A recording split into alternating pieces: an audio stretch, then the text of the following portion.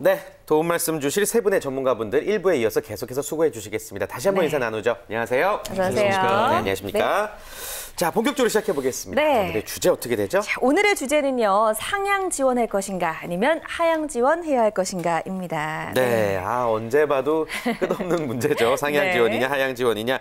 일단 이번 채용 시장 상반기 공채 좀 살펴볼까요? 지난해보다 또 어려워질 거라고 보세요. 어떠세요? 사실 어떤 실마리 풀기 어려운데요. 네. 어제 있었던 일입니다. 사실 제 주변에 40대 후반, 50대 초반에 부장급 사원들이 많이 있어요. 네. 그분들이 작년까지만 해도 저한테 약간 의시되면서 우리 회사는 괜찮다고 했는데 어제는 저한테 다 90도로 저를 사모하는 듯이 쳐다본다. 이것은 뭐냐면 1년 사이 사실 우리나라 경제가 많이 바닥으로 내려가고 있다. 이것은 사실 전국적으로 돌면서 제가 강의를 하는데요. 강의가 올 초에 많이 줄었어요. 이 얘기는 지난해 어려웠다는 거죠. 그러면 교육을 줄입니다. 교육을 줄이면 당연히 줄이는 것은 채용이라는 것이죠. 네. 가장 중요한 것은 어떤 지면상으로 보셨겠지만 삼성그룹이 사실 전자가 6년 만에 임금 동결을 했다는 것이죠. 네. 임금 동결되면 인원을 삭감먹어요. 채용을 줄이고 명예퇴직 같은 걸 한다는 것이어서 총체적으로 이 어렵다는 것을 짚고 가셔야 되겠다. 오늘 토론도 요 베이스에서 해야 된다라고 말씀드리겠습니다. 네, 좋습니다. 역시 좁아지고 있는 취업문에 대해서 설명을 해주셨고 네. 그래서 이제 무조건 서류 지원을 많이 해야 될지 아니면 선택과 집중을 해야 될지 우리 취업준비생들 너무나 고민이 많을 것 같은데 서류 지원은 대체 얼마나 하는 게 적당하다라고 보시나요? 일단은 엄마가 아는 회사가 제일 좋은 회사잖아요. 두 번째로는 제 친구가 아는 회사. 예. 그렇게 하면 몇 개 안 됩니다. 그렇기 때문에 나만 아는 회사도 많이 지원을 해야 됩니다. 그래서 뭐 또 꼭 정해진 것은 없겠지만은 저희 제자들 같은 경우에는 예를 들어서 CJ ENM이라는 회사가 또 좀 특이하기 때문에 그 한 기업만 바라보고 지원해서 합격하는 케이스가 있는데 이거는 정말 확률이 희박한 경우고요. 많이 지원한 친구들 같은 경우 150개도 지원한 친구가 있습니다. 그렇기 때문에 뭐 많다라고 해서 무조건 좋은 것은 아니겠지만 제 생각에 인문성경계 같은 경우에 보통 30개에서 50개 정도, 이공계는 최소한 20개 이상을 지원할 수 있어야 될 것 같고요. 아까 이제 이 대표님께서 좀 살벌한 얘기를 하셨잖아요. 저희가 달콤 살벌한인데 저도 원래 살벌한 얘기를 해야 될 것 같은데 오늘 약간 달콤한 얘기를 좀 드린다면 신입사원의 채용 규모는 경기에 있어서 좀 중장기적으로 보는 경향이 있어요. 그럼 예를 들어서 아까 대표님께서 얘기한 게 참 맞는 이야기임에도 불구하고 저도 약간 좀 우리 학생들 희망을 주고 싶은 게 취업은 항상 어렵지만 신입사원이라는 것은 3년, 5년, 10년 뒤에 퍼포먼스를 기대하다 보니까 비록 기업 힘든 것은 맞지만 그래도 신입사원을 뽑을 수밖에 없다. 그런 관점에서 힘들지만 포기하지 말아라. 이 얘기는 좀 하고 싶습니다. 좋습니다. 이 부분에 저도 잠깐 의견이 있는데 말씀 잘 들었는데 저는 강민혁 대표님하고는 좀 의견이 다릅니다. 그래서 오히려 뭐 20, 30개가 아니라 훨씬 더 많이 써야 되지 않나. 많이 해라. 네, 제 조카 중에 제 조카 얘기해서 좀 그렇지만 조카야 미안하다. 얘가 연대 경영학과를 나왔습니다. 학점 정말 좋아요. 4.3 만점에 4.2입니다. 토익 970. 만점에 10점 모자라죠.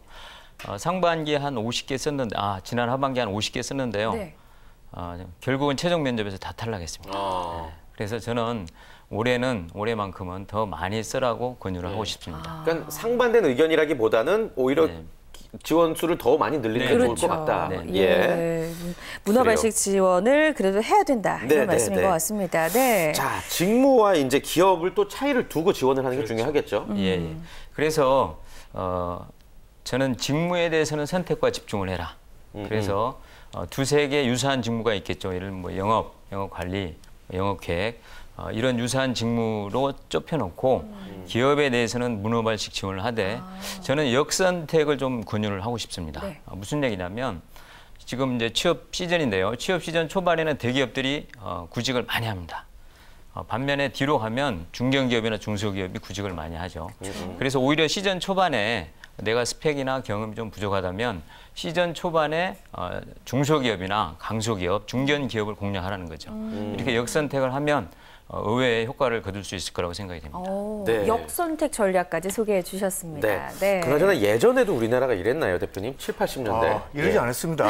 물론 그때도 어려웠습니다만은 예. 이렇게 뭐 사실 뭐 우리나라가 경제 규모가 커지면서 일자리는 늘어나야 되지만 그것은 잘못된 생각이죠. 자꾸 자동화가 되기 때문에 그렇죠. 일자리는 줄어들기 마련입니다. 선진국에서. 근데 예전에는 이렇게는 않고 나름대로 이렇게 아마 한 10개 정도 쓰면 1개, 2개 정도는 됐습니다. 네, 그래서 근데 지금 이게 골라가셨잖아요. 예. 근데 이건 뭐 지금 뭐 150개 그러니까 예. 장난하는 것 같지도 않고 그러면 요 측면을 기업이 이걸 요구하는 건지 아니면 사람이 늘어난지는 모르겠습니다만은 예전에는 이렇게까지 심하지는 않았습니다. 그래서 저도 먹고 살고 있는 겁니다. 그래요. 점점 네. 취업 시장은 더 어려워지고 있는 것 같습니다. 그 다른 사람들의 이야기를 들으면 좀 마음이 편할 것 같은데 네. 평균적으로 얼마만큼 지원을 하고 있나요, 요즘에? 네. 제가 이제 저희 학생들을 바를 때 예, 예. 프로필을 봤습니다. 네. 그래서 너 지난번에 기업에 얼마나 지원해봤니라는 이제 항목이 있는데요. 보통 저한테 보내오는 프로필을 보면은 한 20회 정도가 이제 평균인 것 같아요. 보통, 물론 그렇기 때문에 지난번 공채에 좋지 않은 결과를 얻었을 수도 있다는 게 또 반증이겠죠. 다만 이제 우리 학생들 같은 경우에 지원을 한다라고 마음을 먹었을 때 딱 가고 싶은 회사를 한번 얘기해봐라라고 하면 자신 있게 뭐 5개 이상의 기업을 얘기하는 사람들이 거의 없어요. 그러니까 일단 한번 꽂히면 그 회사만 좋게 되는 이제 그런 현상이 발생하는 것 같고요. 또 두 번째로 아까 이제 직무는 이제 선택을 좀 집중을 하라고 하셨는데 저도 그 부분에 있어서 굉장히 공감을 하고 있고요. 이 대표님께서 예전에 항상 강조하셨던 게 영업이라는 직무에 대해서 좀 호감을 가져라고 했는데 저도 마찬가지로 항상 우리 학생들한테 이제 그 얘기를 많이 전달하고 있습니다. 네. 다만 아까 이제 선택과 집중 차원에서 업종을 좀 바라볼 때 제가 강 대표님과 조금 생각이 조금 이제 좀 뭐 틀리다기보다는 좀 다른 방향인데 예를 들어서 영업에 제가 지원을 하지 않습니까? 네. 여성이에요. 근데 제가 예를 들어서 롯데그룹이라든지 CJ 뭐 이러한 소비재와 유통과 관련된 곳은 영업사원으로서 여자를 뽑아주거든요. 예를 들어서 내가 뭐 두산인프라코, 굴삭기 안 팔아봤거든요. 그다음에 뭐 현대중공업, 그다음에 OCI, 뭐 예를 들어서 이런 중화학 기업 같은 경우에는 여성이 영업을 하는 게 굉장히 쉽지가 않습니다. 그렇기 때문에 이런 곳은 오히려 저희 같은 경우에는 차라리 영업의 역량과 경영지원, 인사의 역량이 좀 비슷하기 때문에 그런 기업 영업에 지원하느니 차라리 이러한 좀 중화학 기업은 오히려 인사로 한번 지원을 해보자라든지 좀 개인마다 좀 상이한 전략을 취하고 있습니다. 그래요. 예. 다양한 전략을 잘 취해야만 우리가 이제 반드시 성공 취업을 할 수 있을 텐데 본격적으로 취업 준비 들어가는 한 1, 2년 전부터 이제 직무를 선택하는데 좀 많은 고민을 해야 된다라고 말씀을 하셨는데 네. 내가 희망하는 업종 그리고 근무 분야 어떤 방법을 쓰면 좀 우리가 쉽게 찾을 수 있을까요? 이 부분은 지난주에 그 강민혁 대표께서 아주 핵심적인 얘기를 해주셨는데 네. 역시 1, 2학년 때는 다양한 경험을 하는 게 좋겠습니다. 그래야 내가 어떤 분야에 맞는지 알 수 있겠죠. 그리고 2학년 시점에 들어와서는 이제 본격적으로 직무를 탐색하고 네. 정하는 시점이 돼야 됩니다. 예. 그리고 또 학교에서 저는 학생들이 왜 이 부분을 활용하지 않는지 모르겠는데요. 학교에는 다양한 심리 검사를 할 수 있는 서비스가 아주 많이 제공되고 있거든요. 근데 대부분의 학생들이 이 부분을 활용하지 않습니다. 모르고 있죠. 관심이 없는 거죠. 알아도 안 가네. 근데요, 사실 학교가 되게 요즘 취업 지원처라든가 이 시스템이 잘 돼 있는데요. 네. 거기에 나타나지 않는 거예요. 이게 뒤 따로 노는 거예요. 그러니까 이 논리는 뭐냐면은 학교 수업을 잘 들으면 대학 입시가 편한데 얘네들이 계속 학원으로 돈다는 거죠. 그건 큰 괴리가 있어요. 그래서 이 국가적으로 낭비인데 저는 좀 말 잘라서 죄송하지만 네. 그냥 아침부터 취업 지원처 가갖고 청소해주고 바깥에서 들이대고 어깨 주물러 드리면서 하시면은 길이 보입니다 진짜로. 근데 그걸 안 온다는 거죠. 예. 저도 그렇게 생각합니다. 예. 그래서 취업 지원처를 자주 쫓아다니는 학생들을 보면 뭐 갑자기 기업에서 이렇게 추천 의뢰를 하는 경우가 있습니다. 예를 들면 우리 회사에 뭐 영업 관리에 대해서 몇 명을 추천해 주세요. 네. 그러면 이때 취업 지원팀에서 보면 사실 학바로 공문을 보내서 다시 받으면 시간이 너무 오래 걸리거든요. 예. 그러니까 취업처에 자주 오는 학생들을 떠올리게 되고 그 학생들에게 기회를 주는 거죠. 예. 의외에 정말 그 보물이 기다리고 있을 수 있습니다. 그래요. 알겠습니다. 자, 아무튼 상향 지원이냐 하향 지원이냐에 대해서 이야기를 나눠보고 있는데 네. 많이 뭐 100개 이상 서류를 넣어도 다 떨어지는 사람이 있고 네. 그냥 한 10개, 20개 넣었는데 그냥 다 붙는 사람도 있단 말이에요. 그분들의 가장 큰 차이점은 뭐라고 보세요, 대표님? 들이대는 사람과 들이대지 못하는 사람의 차이점이라고 생각을 합니다. 예. 예전부터 이제 말 그대로 이제 취업 지원 센터라든지 이런 것을 통해서 적극적으로 자기의 진로를 고민하고 이 직무가 나한테 정말 맞다라고 확신을 가진 지원자는 10군데, 20군데 지원하면 분명히 합격을 하게 돼 있습니다. 네. 하지만 좀 뭐랄까 맹목적으로 어떤 것을 준비한 지원자 같은 경우 이력서를 보면은 대체 얘가 뭘 하고 싶은 건지가 사실 이 매지가이로 떠오르지가 않아요. 근데 어떤 학생들 보면은 취미부터 특기, 스펙, 그다음에 관련 경험 등등등을 보면 얘는 이 직무 해야겠다라고 보여지는 애들이 있어요. 그러니까 그런 사람들이 가장 큰 차이점이라고 보여지고요. 물론 이제 그런 지원자가 많이 있느냐? 많이 없습니다. 네. 그러면 봤을 때 기본적으로 이 정도 스펙이면 이 회사 이 직무에는 합격할 수 있겠다라는 적정 스펙이라는 게 있어요. 그런 것들을 잘 꿰뚫어 보는 지원자가 필요할 것 같고요. 결국 그런 친구들이 상향 지원만 하는 것이 아니라 하향 지원으로도 안전하게 지원하는 친구들이 좀 있다라는 거죠. 네. 근데 어떤 학생들은 무식하게 그냥 엄마만 아는 기업만 무조건 지원하다 보면은 결과적으로 좀 안 좋은 결과를 얻을 수도 있겠죠. 그래요. 보면 뭐 150개 썼다 200개 썼다 그건 허수예요. 아니 뭐 자격 안 된 사람이 계속 던져본들. 그래서 결국은 이걸 저는 뭐 3에서 5% 이론이라고 하는데요. 결국 3% 5%가 그 부분을 장악하게 돼 있습니다. 비어있는 틈을 가야 되는데 그게 만만치 않다라는 것이죠. 네. 자, 그리고 요즘 네. 이제 기업에서 원하는 인재들이 바로 실무에 바로 투입할 수 있는 실무형 인재다 보니까 경력직을 선호하는 경우도 상당히 많다라고 합니다. 그래서 신입 채용이라도 단기 경력이나 유사 경력이 있으면 아주 우대된다 이런 얘기도 있던데 사실이죠? 네. 답을 내려주시니까 감사합니다. 직무에 따라 다를 수 있는데요. 예를 들면 전문성이 필요한 금융이나 뭐 연구개발, 건설, 토목, 플랜트 이런 쪽은 이런 경력이 있다면 훨씬 선호를 받을 것으로 생각이 됩니다. 예. 다만 경영 지원, 이 중에서도 인사, 또 법무, 기획 뭐 이런 부분은 기업 문화를 개성하고 또 전파해야 되는 그런 직무이기 때문에 이런 쪽은 아무래도 신입을 더 선호할 것이라고 생각이 됩니다. 네. 네. 자, 이번에는요, 저희가 좀 예를 들어서 한번 질문을 네. 드려보도록 하겠습니다. 지방국립대에서 기계항공을 전공한 사람이고요. 학점이 3.73, 중소기업 3개월 인턴을 했고 컴퓨터 관련 자격증이 3개가 있는 지원자가 있습니다. 예. 자, 이런 지원자 같은 경우에는 어떤 기업과 직무를 선택하면 좋을지, 또 상향 지원하는 것이 좋을지, 하향 지원하는 것이 좋을지 한번 우리가 예를 들어 설명을 해주실까요? 네. 예. 우선 직무는 사실 기계항공에 갈 수 있는 분야는 꽤 많습니다. 하드웨어, 품질, 생산관리, 플랜트 등 많이 있기 때문에 직무는 많이 선택할 수 있고요. 이분의 스펙을 분석했을 때 일단 스펙 측면에서 보면 A, B, C, D, E 이렇게 5단계, 5 수준으로 나눴을 때 스펙 측면에서는 한 B 정도, E 수준이라고 생각이 됩니다. 네. 그러면 사실 갈 수 있는 데가 그렇게 많지 않죠. 또 경험적인 측면에서 봤을 때 인턴 3개월밖에 없잖아요. 사실 네. 별 볼 일 없습니다. 그래서 결론적으로 제 생각에 이분은 대기업 지방 계열사나 중견 기업으로 하향 지원하는 게 맞을 것 같고요.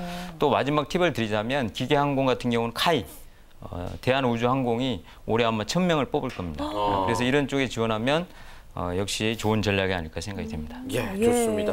이 같은 조건을 가지고 강민혁 대표님께도 한번 여쭤볼까요? 예. 어떻게 하는 게 좋을까요, 이 학생은? 상향 지원이냐, 이제 하향 지원이냐? 기본적으로 우리가 전화기라고 해요. 전자공학, 화학공학, 기계공학은 망하지 않는다라고 할 정도로 취업 시장에서 절대적인 강자인데요. 이 지원자 같은 경우에 방금 강 대표님이 얘기하신 부분을 저도 이제 공감을 좀 많이 하고 있어요. 근데 이제 대기업의 그 지방에 있는 공장으로 지원을 한다라고 했는데 사실은 이공계 지원자들은 좋은 스펙을 가졌다고 하더라도 이와 같은 전략을 좀 실천해야 할 것 같고요. 아까 얘기했던 카이 같은 경우에 제가 알기로는 경상도에 있는 기업으로 알고 있어요. 네, 사천에 있어요. 네, 그러니까 사실은 말 그대로 이제 수도권에서 공부하는 친구 같은 경우에는 거기가 어딘지도 모르거든요, 사실. 예, 그렇기 때문에 굉장히 좀 안 보이는 곳이다 보니까 굉장히 좀 낯설어하고 어려워하는데 거기도 사람 사는 데고 오히려 사택도 굉장히 좋거든요. 조건도 네. 굉장히 좋아요. 그래서 네. 이런 좀 기업들을 눈여겨봤다가 적극적으로 더 어필하면서 지원한다면 네. 충분히 좀 가능성이 있지 않을까 그런 생각도 좀 가져요. 네, 좋습니다. 눈높이 조절도 필요할 것 같다는 생각이 들고요. 예.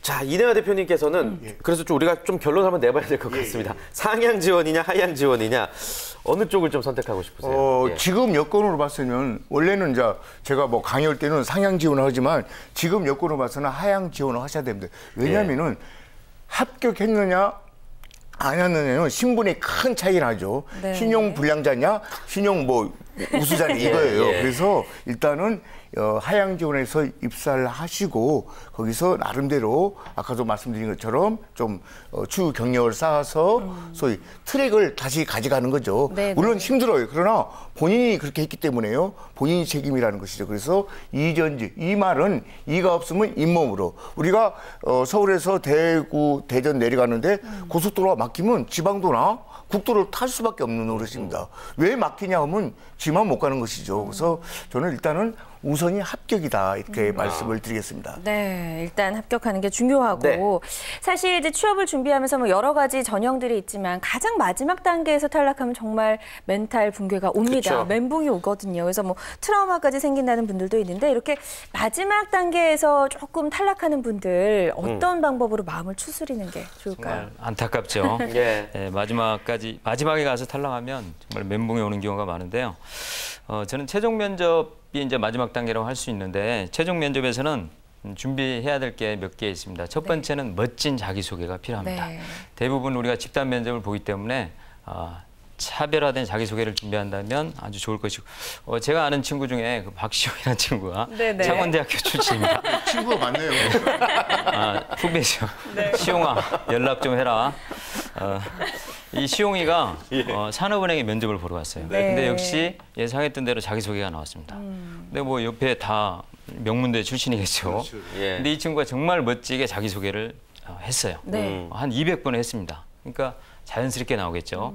그러니까 면접관들의 시선이 이 친구에게 집중된 거예요. 그러면서 직무 질문이 이어지고 역시 직무 질문을 잘 답변해서 합격을 해서 지금 뭐 부산 지점에 잘 근무를 하고 있는데요. 네. 그래서 멋진 자기소개를 준비하고 두 번째는 사실 대부분의 기업이 예상 질문이 있습니다. 꼭 있어요. 그렇죠. 그래서 이런 질문은 꼭 준비를 해야 됩니다. 예. 세 번째는 자기만의 킬러 컨텐츠가 하나 정도는 있어야 됩니다. 인턴, 공모전 다 할 수는 없겠지만 자기만의 무기가 될 수 있는 뭔가를 찾아내고 준비해서 이 부분을 반드시 제시를 해줘야 됩니다. 네, 좋습니다. 네. 자, 최종 면접에 합격하기 위한 노하우까지 들어봤고요. 예. 다시 이제 오늘의 주제로 돌아가 봐서 상향 지원이냐 하향 지원이냐 이것에 대해서 강민혁 대표님이 끝으로 오늘 정리를 한번 해주실까요? 네. 네. 지난번에도 한번 말씀드렸는데 회사는 높게 지원하고 직무는 낮게 지원해라라는 게 이제 제 컨설팅의 철학입니다. 그래서 네. 상향 지원을 해라, 하향 지원을 해라가 중요한 건 아닌 것 같고요. 제 개인적으로는 가고 싶은 기업이 정말 있다. 그리고 하고 싶은 직무가 정말 있다. 하고 싶은 지역이 있다. 그럼 내가 세 가지를 다 만족시킨다는 것은 욕심일 수 있어요.